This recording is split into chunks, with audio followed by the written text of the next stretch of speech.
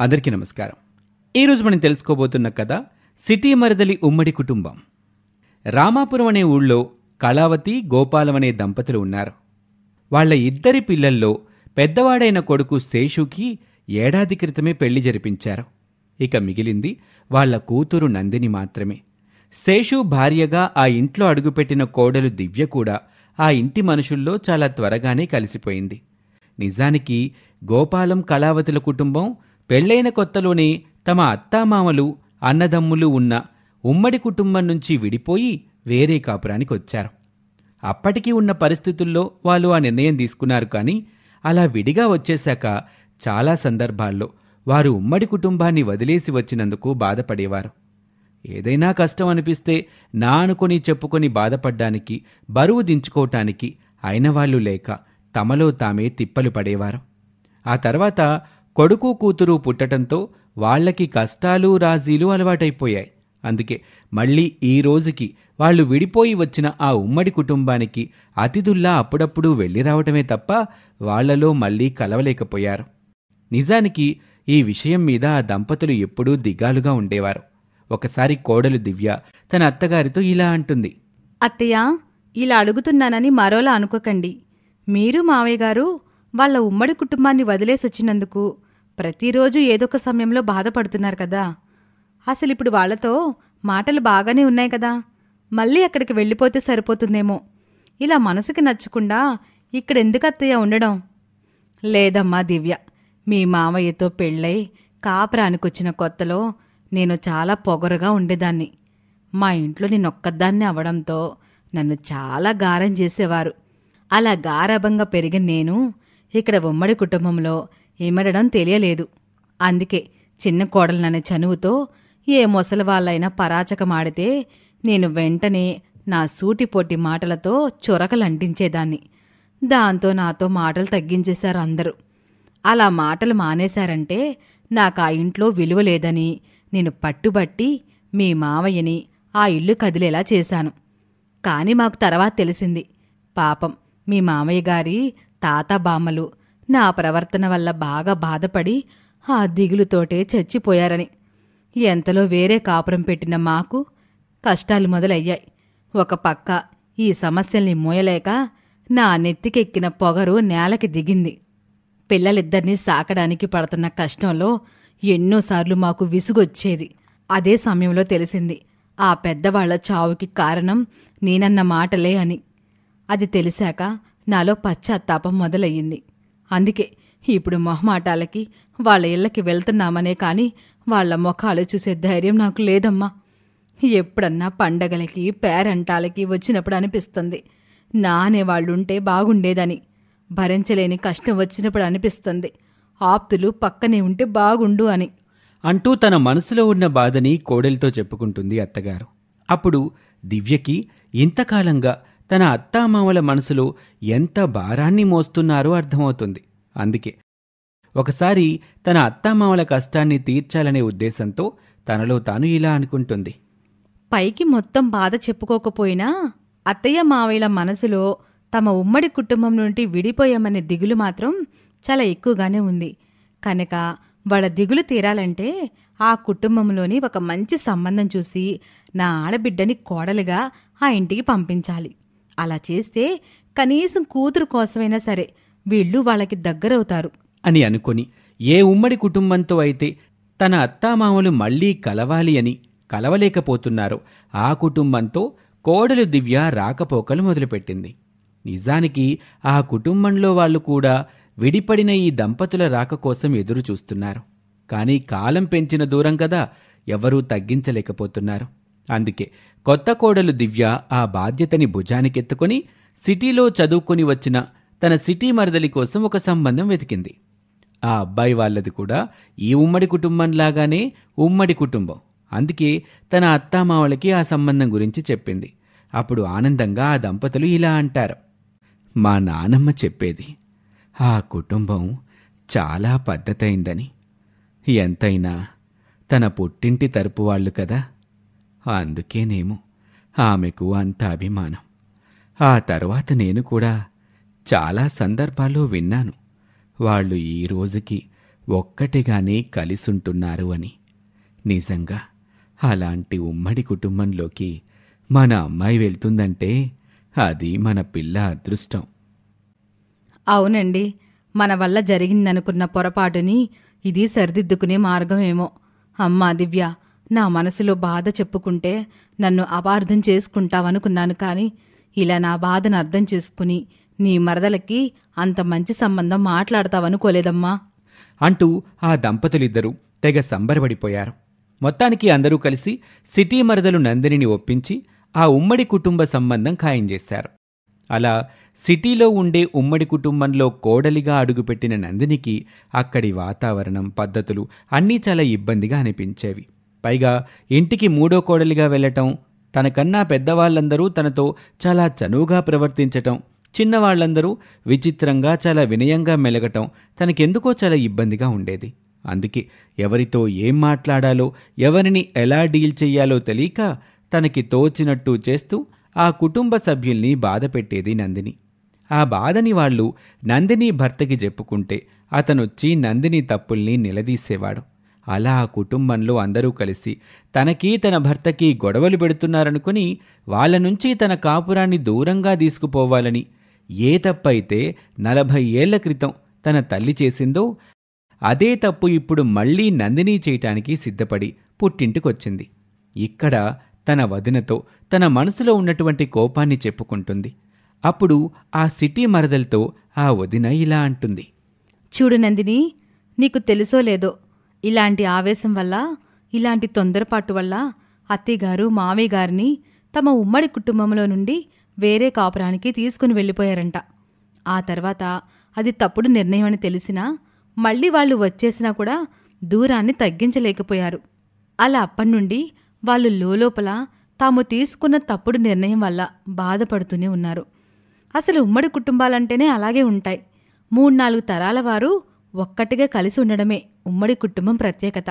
అసలు అలాంటి కుటుంబాలు కనుమరుగైపోయినా ఈ రోజుల్లో అంత మంచి కుటుంబంలోకి నువ్వు వెళ్ళడం నీ అదృష్టమని మేమందరం మురిసిపోతున్నాం. తీరా ఇప్పుడు నువ్వు వచ్చి అదే తప్పును చేస్తానంటున్నావు. పెద్దవాళ్ళన్నాక మన మీద చనువు తీసుకుంటారు, చిన్నవాళ్ళన్నాక మనకి గౌరవం ఇస్తారు. ఆ రెండూ సహజమే. అందులో నువ్వు తప్పు పట్టాల్సిందేముందో నాకు తెలీదు. ఒక విషయం చెప్పు, నువ్వు నీ భర్తని తన కుటుంబం నుండి విడదీసుకొని వెళ్ళిపోవాలనుకున్నట్టే నేను కూడా మీ అన్నయ్యని అత్తయ్య మావయ్య నుండి విడదీసుకొని వెళ్ళిపోతానంటే నీకెలా ఉంటుంది చెప్పు? నా మాట విను. నీకు ఉమ్మడి కుటుంబంలో ఇమడడానికి కొంత సమయం పడుతుంది. కాబట్టి ఆ సమయం తీసుకో. వాళ్ళలో ఒక దానిలా కలిసిపో. విడిపోయి నువ్వు సాధించేదేమీ లేదు అంటూ తన అత్తామామల ఆవేదనని, తన అనుభవాన్ని మేళవించి సిటీ మరదలకి ఉమ్మడి కుటుంబం యొక్క విలువని తెలియచెప్పి తిరిగి కాపురానికి పంపించింది. ఈ విధంగా ఉమ్మడి కుటుంబాలంటే కోడళ్ల పాలిట బానిస గృహాలు అనుకునే కోడళ్లకి కనువిప్పుగా ఆ వదినగారు తన సిటీ మరదల్ని మళ్లీ ఉమ్మడి కుటుంబంలోకి కాపురానికి పంపించింది. లింగాపురం అనే ఊరిలో సీతా గీత అనే 2 అక్క చెల్లెలు ఉన్నారు. వాళ్ల తల్లిదండ్రులు ఏడాది క్రితం చనిపోవటంతో ఆ ఆడపిల్లలిద్దరూ కష్టపడి వ్యవసాయం చేసుకుంటూ తమ జీవనాన్ని సాగిస్తున్నారు. దేవుడి దయో వాళ్ల తల్లిదండ్రుల పుణ్యమో తెలియదు కానీ ఈ అక్కా చెల్లెలకి తిండికి గుడ్డకి లోటు లేకుండా జీవనం సాగిపోతూ ఉంటుంది. కానీ ఈ అక్కా చెల్లెలకి ఒక సమస్య ఉంది. అది వాళ్ళిద్దరికీ పల్లెటూరి జీవనం తప్ప పట్నం అన్నా, పట్నంలో జీవించే విధానమన్నా అస్సలు నచ్చదు. అందుకే ఎప్పుడూ అదే పల్లెటూరులో ఉంటూ తమ చుట్టూ ఉన్న ప్రపంచంలోనే ఎంతో ఆనందాన్ని వెతుక్కుంటూ ఉంటారు. ఒకసారి ఒక పెద్దావిడ సీతాగీతల దగ్గరికొచ్చి ఇలా అంటుంది. ఏవర్రా పిల్లలు, రేపు మన గోపాలం కూతురి పెళ్లికి పట్నం వస్తున్నారు కదా అని ఆ పెద్దావిడ అనటంతో అక్క సీత ఇలా అంటుంది. లేదు పెద్దమ్మా, మేం పెళ్లికి రావట్లేదు అని సీత అనటంతో ఆ పెద్దావిడ ఆశ్చర్యంగా ఇలా అంటుంది. అదేంటే, పాపం ఆ గోపాలం మీ నాన్నకి ప్రాణ స్నేహితుడు. పైగా ఈ రోజు వరకు మీ ఇద్దరిని కన్న తండ్రిలాగే చూసుకుంటున్నాడే, అలాంటిది అతను కూతురు పెళ్లికి రాకపోవడమేంటి? అప్పుడు చెల్లెలు గీత ఇలా అంటుంది. నిజమే పెద్దమ్మా, కాని గోపాలం బాబాయికి మేము నిన్ననే చెప్పాంలే పెళ్లికి రాలేమని. అయినా బాబాయికి తెలియందా ఏంటి? నాకు అక్కకి పట్నం అన్నా పట్నం వెళ్ళడం అన్నా అస్సలు నచ్చదని. అందుకే పెళ్ళయ్యాక పిల్లాడు ఇక్కడికే వస్తారుగా, అప్పుడు కలుస్తాం. అది కాదే పిల్ల, మన అనుకున్న వాళ్ళ విషయంలోనైనా కాస్త పట్టు విడుపులు ఉండాలి. అదీగాక అసలు మీ ఇద్దరికీ ఆ పట్నం అంటే ఎందుకే అంత కోపం? చూస్తూ ఉండండి, ఏ పట్నం మొగుళ్ళో వచ్చి మిమ్మల్ని పట్నం తీసుకెళ్తారు. అప్పుడు కాని మీకు తెక్క కుదరదు అంటూ వేళాకోలమాడి వెళ్ళిపోతుంది. ఈ విధంగా ఆ అక్కా చెల్లెళ్ళకి ఏ కారణం చేత పట్నం నచ్చదో తెలియదు, కానీ వాళ్ళు ఎప్పుడూ పట్నం ముఖం కూడా చూడాలి అనుకునేవారు కాదు. అలా ఆ పల్లెటూరి అక్కా చెల్లెళ్ళ జీవితం చక్కగా ఆ ఊరిలోనే సాగిపోతూ ఉంటుంది. గోపాలం కూతురు పెళ్లి కోసమని ఊళ్ళో అందరూ పట్నం వెళ్ళిపోతారు. కేవలం ఊరు కదల్లేని ముసలమ్మలు, ఈ అక్కా చెల్లెళ్ళు తప్ప ఆ ఊళ్ళో ఎవరూ మిగల్లేదు. అలాంటి సమయంలో ఒక ఇంట్లో ముసలమ్మకి బాగా అనారోగ్యం తిరగబెట్టింది. ఈ విషయం తెలిసిన అక్కా చెల్లెళ్ళు సీతగీత ఇద్దరూ అక్కడికి వెళ్ళి ఆ ముసలమ్మకి సహాయం చేస్తూ ఉంటారు. కానీ ఎంతకీ ఆ ముసలమ్మ కోలుకోవటం లేదు. అలా కాసేపు ప్రాణాలతో పోరాడి ఆ ముసలమ్మ చనిపోయింది. పెళ్లి నుంచి ఊరికి అందరూ తిరిగొచ్చాక విషయం తెలుసుకున్న ఊరివాళ్ళు పంచాయతీ ఏర్పాటు చేశారు. అందులో ఊరి పెద్ద ఇలా అంటాడు: ఒక ముసలమ్మ చావుకి కారణమైన ఈ ఇద్దరు అక్కా చెల్లెళ్ళని నేను కఠినంగా శిక్షిస్తాను, ఏమంటారో అని ఊరి జనాన్ని ప్రశ్నిస్తే ఎవ్వరూ ఏమీ మాట్లాడలేదు. అప్పుడు అక్క సీత ఇలా అంటుంది: పెద్దయ్య, ఇందులో మా తప్పే ఉందో చెప్పు. ఆ తర్వాత నువ్వు ఏ శిక్ష విధించినా మేము అనుభవిస్తాం అని సీత అడగటంతో ఊరి పెద్ద ఇలా అంటున్నాడు: తప్పు ఏముందంటున్నారా? తప్పు మీది కాక ఇంకెవరిది? ఆ ముసలమ్మని సకాలంలో పట్నం తీసుకెళ్లి హాస్పిటల్లో చూపించి ఉంటే ఆమె ప్రాణాలు నిలిచేవి. ఆ ఇంటికి పెద్ద దిక్కు మరికొంతకాలం ఉండేది. కానీ మీకు పట్నం మీద ఉన్న అయిష్టం వల్ల ఆ ఇల్లు పెద్ద దిక్కును కోల్పోయింది. కనుక మీ వల్ల మళ్ళీ ఇలాంటి తప్పు జరగకుండా ఉండాలంటే మీరొక 2 ఏళ్ల పాటు ఈ ఊరికి దూరంగా ఆ పట్నంలోనే ఉండి రావాలి. అలా కాని పక్షంలో మీరు శాశ్వతంగా ఈ ఊరు వదిలి మీకు నచ్చిన చోటికి పోవచ్చు. ఈ ఊరి పెద్దగా ఇదే నా తీర్మానం అని చెప్పాడు. ఆ విషయం మీద అక్కా చెల్లెళ్ళు కంగారుపడి ఆక్షేపించారు. కానీ ఊరి జనం కానీ ఆ ఊరి పెద్ద మనిషి కానీ అక్కా చెల్లెళ్ళ రోదనని పట్టించుకోలేదు. చివరికి పట్నం అంటే అస్సలు గిట్టని ఆ పల్లెటూరి అక్కా చెల్లెళ్ళు ఊరిని వదిలి పట్నానికి వెళ్ళక తప్పలేదు. అలా పట్నం చేరుకున్న వాళ్ళు ఆ ట్రాఫిక్ మోతని, ఎక్కడ చూసినా రద్దీగా ఉన్న ప్రదేశాలని చూస్తూ విసిగిపోయి ఒకచోట, చూడక్కా, ఈ జనమేంటి, ఈ గందరగోళమేంటి, వీళ్ళందరూ దేనికోసం ఇంత పరుగులు తీస్తున్నారో తెలియడమే లేదు. అవును చెల్లి, అదే మన పల్లెటూళ్ళో అయితే చక్కగా ఉదయాన్నే లేచి పొలానికి పోయి సాయంత్రం అవుతుంటే ఇంటికి వచ్చేవాళ్ళం. పెందలాడే ఒక ముద్ద తిని చక్కగా చల్లటి గాల్లో నిద్రపోయేవాళ్ళం. దానిలో ఉన్న ఆనందం ఈ గోలలో, ఈ కాలుష్యంలో ఏముంది చెప్పు? కానీ ఏం చేస్తాం, మన రాత అలా ఉంది. ఏ చోటుకైతే జీవితంలో రాకూడదనుకున్నామో అక్కడికే రావాల్సి వచ్చింది అనుకుని ఆ పట్నంలో ఒక బస్తీలో చిన్న ఇంటిని అద్దెకి తీసుకొని అక్కడ బ్రతకటానికి ఏదైనా పని వెతుక్కోవాలి అనుకుంటారు. కానీ వాళ్ళ పల్లెటూరి వాళ్ళకం చూసి ఎవ్వరూ పనే ఇవ్వటం లేదు. చివరికి 4 ఇళ్లలో పాచి పని చేసుకునైనా సరే 2 ఏళ్లు ఏదో ఒకలాగా నెట్టుకొచ్చేస్తే మళ్లీ తమ ప్రపంచంలోకి వెళ్ళిపోవచ్చు అనుకుని ఆ ఇంట్లో పని మనుషుల్లాగా చేరతారు. అక్కడ ఆ ఇంటావిడ అంట్లు తోమమని చెప్తుంది. అప్పుడు అక్క సీత ఇలా అంటుంది: సరే అమ్మగారు, చిటికలో తోమేస్తాం. పెడకల బూడిదివ్వండి, పాత్రలని మెరిపించేస్తాం అనటంతో ఆ ఇంటావిడికి వాళ్ళు వింతగా కనిపిస్తారు. అందుకే ఆ పల్లెటూరి బైతుల్ని పనిలో పెట్టుకుంటే ఇంకెంత మోటు పనుడు చేస్తారోనని భయం వేసి వాళ్ళని వచ్చిన రోజే పనిలో నుంచి తీసేస్తుంది. అందుకే ఇంట్లో కూర్చుని ఆ అక్కా చెల్లెలు ఇలా మాట్లాడుకుంటూ ఉంటారు: అక్క, ఏంటే ఇది, ఇక్కడ జనం మనల్ని మనుషులా కూడా చూడట్లేదు. ఆ ఇంటావిడ కూడా పని ఇచ్చినట్టు ఇచ్చి తీసేసిందక్క. అవును చెల్లి, కానీ ఇలా మనం పని కోసం ఎంతకాలం తిరిగినా ఉపయోగం ఉండదనిపిస్తోంది. పైగా నేను ఇక్కడికి వచ్చిన దగ్గర నుండి రోడ్ల పక్కన గమనిస్తున్నాను కదా, ఇక్కడ జనానికి తక్కువ ధరలో భోజనం దొరకట్లేదు. చాలా కష్టం అవుతుంది. అందుకే మన మెడలో ఉన్న గొలుసులను అమ్మేసి ఆ వచ్చిన డబ్బులతో ఇక్కడ తక్కువ ధరలో రుచికరమైన భోజనాన్ని అమ్ముదాం. మనకి లాభాలు అక్కర్లేదు, ఆకలితో ఉన్న వాళ్ళ కడుపు నిండితే చాలు. ఆలోచన బాగుందక్క. ఇలా 2 ఏళ్ళు గెంటేస్తే మనం మన ఊరు వెళ్ళిపోవచ్చు కదా. అని వాళ్ళిద్దరూ అనుకొని తమ ఆలోచనని అమలులో పెట్టారు. సిటీలో ఎక్కడా లేని విధంగా 30 రూపాయలకే చక్కటి ఇంటి భోజనాన్ని తలపించే భోజనాన్ని ఆ పల్లెటూరి అక్కా చెల్లెళ్ళు పెట్టడం మొదలుపెట్టారు. దాంతో మెల్లమెల్లగా జనం తాకిడి పెరుగుతూ వస్తుంది.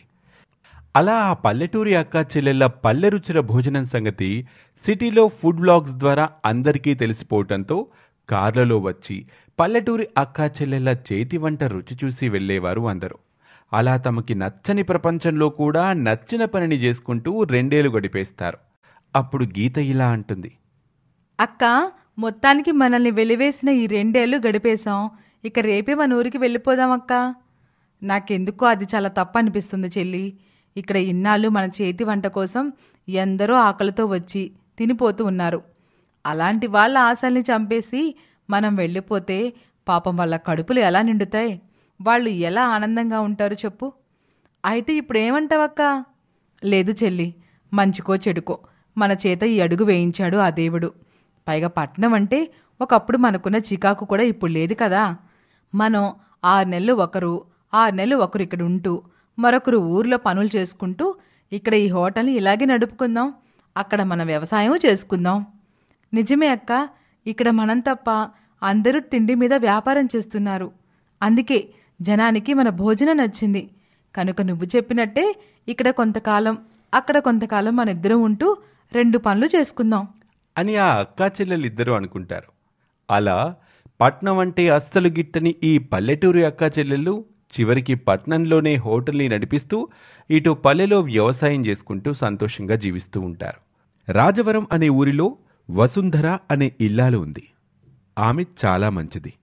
అందుకే ఆ ఊళ్ళో ఆమె కుటుంబం అంటే చాలా గౌరవంగా చూసేవారు ఆ ఊరి జనం. ఒకసారి వసుంధర ఒక్కగానొక్క కొడుకు కోసం ఒక మధ్యవర్తి చక్కటి సంబంధం తెచ్చాడు. దాని గురించి చెప్తూ వసుంధరతో ఇలా అంటున్నాడు. అమ్మా వసుంధరమ్మగారు, మీ అబ్బాయికి తెచ్చిన సంబంధం మామూలు సంబంధం కాదమ్మా. చక్కటి స్థిరమైన కుటుంబం, ఒకతే కూతురు. పైగా మీలాగే వాళ్ళు కూడా తమ తాహతుకు దగ్గర సంబంధం వస్తే బావుండును అని చూస్తున్నారు. అందుకే మీ ఇరు కుటుంబాలకు ముడిపడితే బావుంటుందని ఈ సంబంధం తీసుకొచ్చాను అని చెప్పటంతో వసుంధర ఇలా అంటుంది. చాలా సంతోషమండి. మాకు పెద్దగా పట్టింపులేమీ లేవు. పిల్ల మంచిదైతే చాలనుకుంటున్నాము. మీరేమో కుటుంబం కూడా మంచిదంటున్నారు కదా. మరింకెందుకు ఆలస్యం? ఒక మంచి రోజు చూసుకొని మేము పిల్లని చూడ్డానికి వస్తామని వాళ్ళకి చెప్పండి అని వెనక ముందు ఆలోచించకుండా మధ్యవర్తి మాటలు విని ఆ సంబంధం చూడ్డానికి సిద్ధమైంది. ఇదిలా ఉంటే అవతల ఆడపెళ్లివారిని కలుసుకున్న మధ్యవర్తి ఇలా అంటాడు.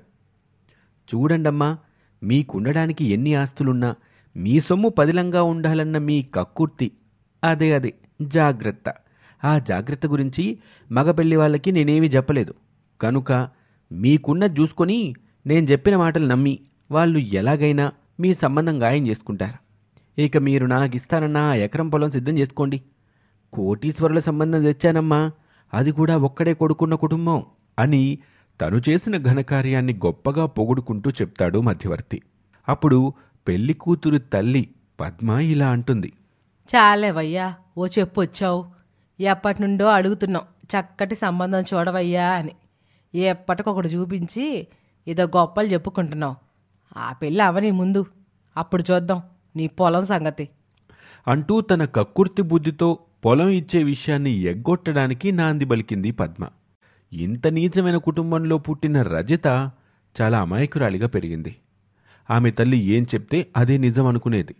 అందుకే ఈ తల్లిదండ్రుల అతి తెలివితేటల్లో ఏ కొంచెం కూడా ఆమెకు రాలేదు. కానీ వాళ్ళు మాత్రం తమ కూతుర్ని అడ్డుపెట్టుకుని ఏ ప్లాన్ వేశారో పద్మ తన భర్తతో చెప్పే మాటల్లో మనం కూడా విందాం. ఇదిగో చూడవయ్యా, మనం ప్లాన్ చేసినట్టే ఆ వసుంధర కొడుక్కి మన పిల్లనిచ్చి పెళ్లి చేయడానికి దాదాపుగా అన్ని అనుకూలంగానే ఉన్నాయి. వాళ్ళు ఒకరోజు వచ్చి పిల్లని చూస్తారంట. ఆ ఒక్కరోజు మనం కొంచెం జాగ్రత్తగా నటిస్తే చాలు. ఆ తర్వాత పిల్ల వాళ్ళ ఇంటికి కోడలైపోతుంది. వాళ్ళ ఆస్తులు క్రమక్రమంగా మనవైపోతాయి. ఇక మనకి ఖర్చులే ఉండవు అంటూ తమ నీచమైన దుర్బుద్ధితో వాళ్ళు వేసిన ప్లాన్ని మాట్లాడుకుంటూ ఉంటారు. అలా వాళ్ళ అంచనా ప్రకారం వసుంధర వాళ్ళు రావటం, రజిత వాళ్ళకి నచ్చటంతో దగ్గరలో ఉన్న ఒక మంచి ముహూర్తం చూసుకొని రజితకి నవీన్కి పెళ్లి జరిపించేస్తారు. కొత్త కోడలు తన ఇంట్లో అడుగుపెట్టిన తర్వాత మెల్లమెల్లగా అత్తగారి మనసును గెలుచుకోవటం మొదలుపెట్టింది. అందుకే అతి తక్కువ సమయంలో తన కోడలి నటనకి పడిపోయిన వసుంధర కోడలి చేతికి ఇనపెట్టె తాళాలిచ్చేసింది. ఒకరోజు కూతుర్ని చూసిపోదామని పద్మొస్తుంది. కూతురు గదిలో పద్మ కూతురితో ఇలా అంటుంది. చూడవే రజిత, ఇప్పటి వరకు నేను చెప్పినట్టే నటిస్తూ వచ్చావు. మీ అత్తని బాగానే బుట్టలో వేసుకున్నావు. ఇక నుండి మన ప్లాన్ని అమలు చెయ్యి. ప్రతీ నెల మీ ఇంటి కోసం తెచ్చే పచారీ సరుకుల్లోనే మన ఇంటికి కూడా కలిపి సరుకులు తెప్పించే. అలాగే ఇక్కడ ఏం చేస్తున్నా అక్కడ మన ఇంటి కోసం కూడా అవన్నీ వచ్చేలా చూడు. కొన్ని రోజుల తర్వాత మనకి ఏ ఖర్చు ఉండకూడదో, మొత్తం ఎక్కడి నుండి అన్నీ వచ్చేయాలి అని చెప్పడంతో రజిత ఇలా అంటుంది. అమ్మా, నాకెందుకో ఇది సరైన పని కాదనిపిస్తోందే. పాపం మా అత్తగారు చాలా మంచిదమ్మా. ఆమె నన్ను నమ్మి ఇంటి తాళాలను కూడా అప్పగించింది. అలాంటిది ఆమెని మోసం చేయడం తప్పే. ఇదంతా నా వల్ల కాదు.